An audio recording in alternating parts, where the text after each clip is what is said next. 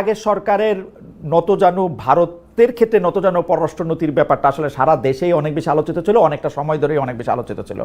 কিন্তু আমরা দেখতে পাচ্ছি যে বর্তমান সরকার ক্ষমতা আসার পর, অর্থাৎ ওই সরকার ক্ষমতা থেকে চলে যাওয়ার পর বা পদ থেকে বাধ্য করার পর জিনিসটা যেটা হইল, ভারত একতরফাভাবে বেশ কিছু চুক্তি বাতিল করতেছে। আজকে ট্রান্সশিপমেন্ট বাতিল করে, পরে স্থলবন্দর দিয়ে জিনিসপত্র যাওয়া বাতিল করে, তারপরে এইটা বাতিল করে। আমাদের কাছে কি বাতিল করার মতো কিছু নাই? এই অন্তর্বর্তী সরকারকে তো আসলে ভারত কষ্ট পায় বা ভারত ওই বাতিলের এগেইনস্টে কোনো একটা জবাব হয়, এরকম কোনো কিছু তো দেখলাম না। এটা কারণটা কি আসলে? না, আসলে আমরা রিটালিয়েশনে বিশ্বাস করি না। আমরা ওনাদের এগুলো দেখছি এবং আমরা মনে করছি যে যেহেতু ওনারা এই কাজগুলো করছেন, আমরা আমাদের সক্ষমতা বাড়াতে আমরা মনোনিবেশ করেছি। আপনারা জানেন আমাদের আগে ট্রাক করে অনেক আইটেম বেনাপোল পার হয়ে এটা দিল্লি পর্যন্ত যেত ট্রাকে, তারপরে ইন্দিরা গান্ধী এয়ারপোর্ট থেকে এটা ইউরোপ বা আমেরিকায় ফ্লাই করতো।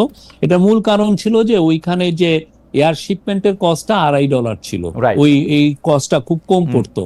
আর এইখানে আমাদের যে এই জায়গাটায় যেটা ছিল যে আমাদের এইখান থেকে সে যদি ফ্লাই করতো তার $5 পড়তো, কস্টটা বেশি ছিল।